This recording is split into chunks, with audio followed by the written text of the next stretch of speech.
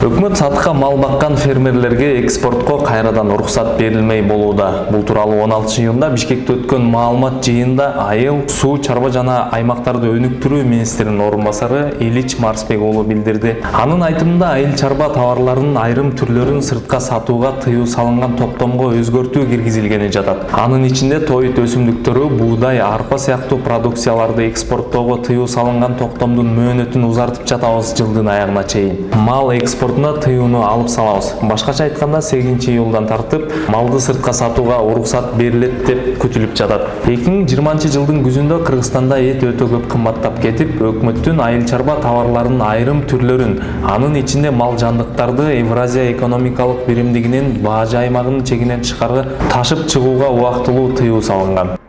Улуттук статистика комитетинин эсебинде ушул жылдын январь-май айларында ичкидин өнүмдүн көлөмү 215 миллиард сомдон ашып, 2020 жылдын ушул мезгилине салыштырмалуу 1,6%га төмөндөдү. Кумтөр алтын кенин эсепке албаганда ата мекендик өндүрүштө өсүү байкалып, ичкидин өнүм 5 айдын ичинде 192 миллиард сом болду, же 3,5%га жогорулады. Соңку күндөрү азык-түлүктүн баасы көтөрүлдү. Маселен, ушул тушта сабиз болуп көрбөгөндөй кымбаттады. Өнөр жай продукцияларынын көлөмү өткөн жылдын январь-май айларына салыштырмалуу 9,7%га, курулуш тармагы 15,9%га төмөндөдү. Айыл чарба багыты 1,2%га, дүң жана чекене соода тармагында көрсөткүчтөр 9,9%га өстү.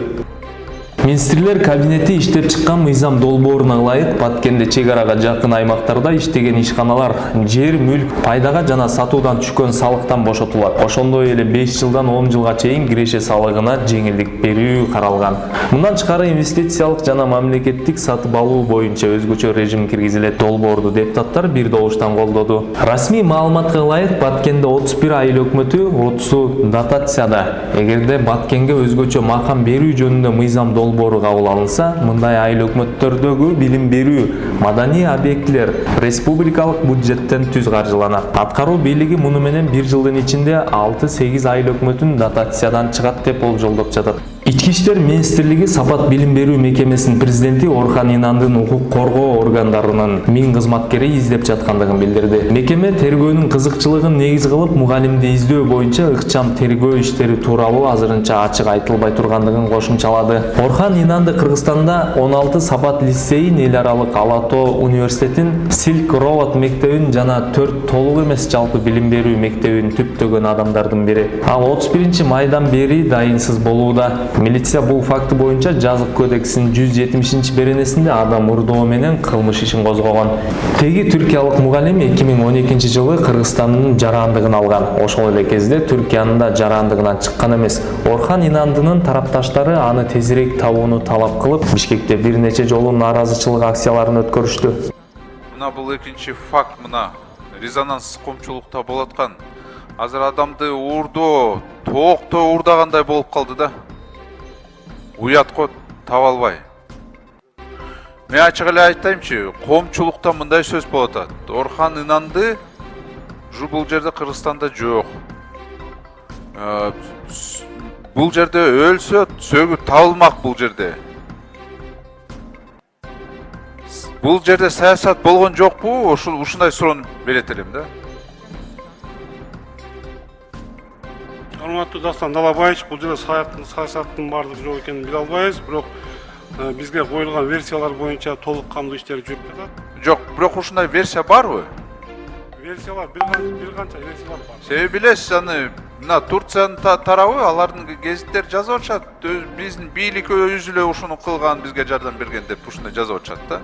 Анын эртең болбосо дагы 5 жылдан кийин, 10 жылдан кийин бул ачыкка чыгат.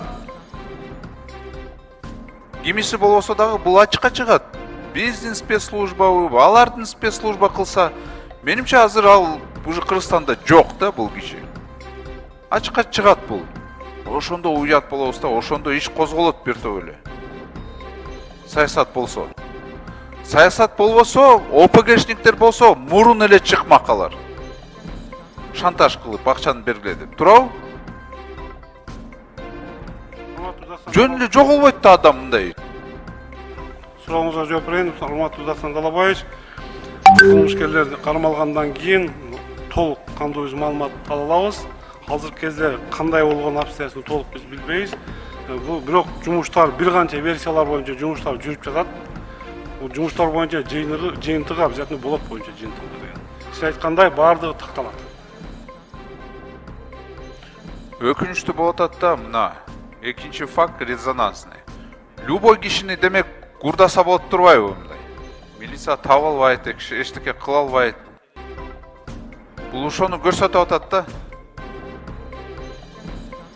Милиция өтө байкуш слабый болуп калды да биздики. Дастан Алабаевич, уруксат берсеңиз, бул 196 факты боюнча айтып кеткен факттар боюнча баардыгы деген кылмыштын бети ачылган. Бирок бул азыркы көргөнүп жаткан факт биз ойлойбуз көптөн бери даярдалган. Мүмкүн буйртманын негизинде аябай катуу даярдалган негизинде ушул себептен 2 жумадан бери кылмыштын бети ачылбай турат. Бул кылмыштын бети ачылуу бир убактар талап кылат. Аябай дыкан текшерип чыгыш керек бул боюнча.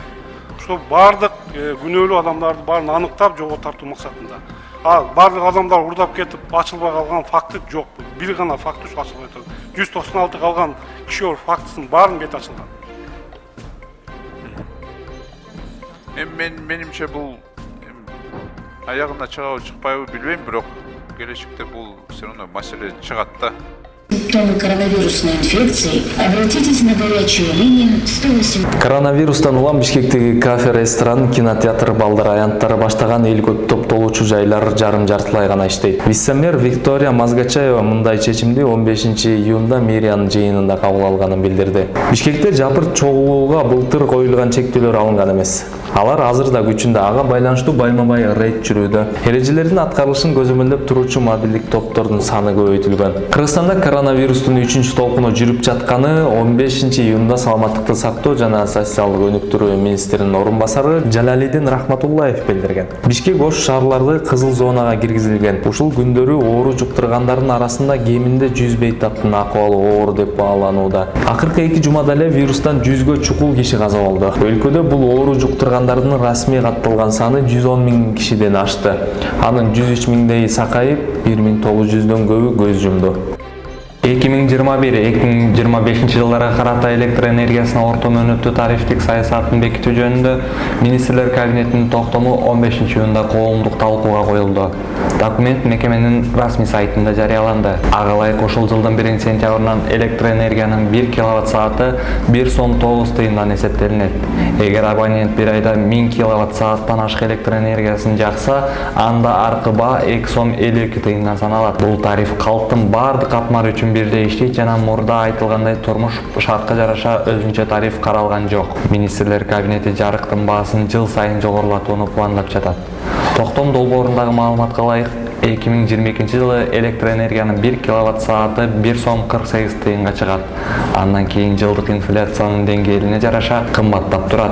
Ошондой эле жаңы тариф саясатында өнөр жай, айыл чарба, бюджеттик жана башка керектөөчүлөр, майнинг субъектилери, алтын кен, өнөр жай ишканалары жана диний уюмдарга да өз-өзүнчө тарифтер иштелип чыкты. Учурда Кыргызстанда элге электр энергиясы 1 киловатт саат үчүн 77 тыйындан берилип жатат. Президент Садыр Жапаров энергетикадагы кризистен чыгуу үчүн электр энергиясынын тарифин өзгөртүү сунушталып жатканын 21 апрелде жарыялаган. Жаңы тарифтик саясат боюнча калк 3 категорияга бөлүнүп, аз камсыз болгондорго жана тоолуу райондордо жашагандарга арзан тарифти калтырып, калан катмарга бааны жогорулатуу каралып жатканы айтылган.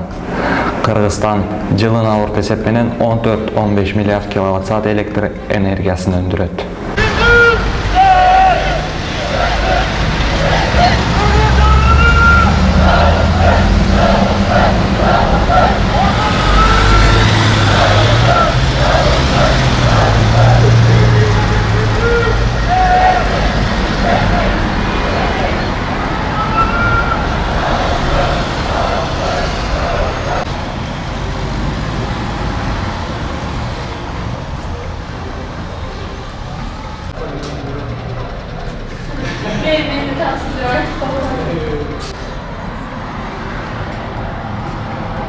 Рахмат, урматтуу төрага, урматтуу депутаттар.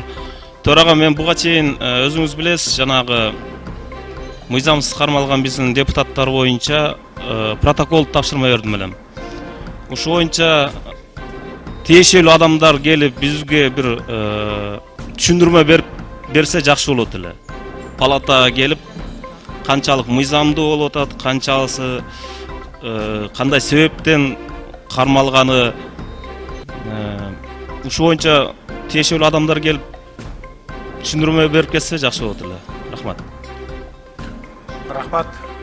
5-микрофон. Саламатсыздар, урматтуу коллегалар.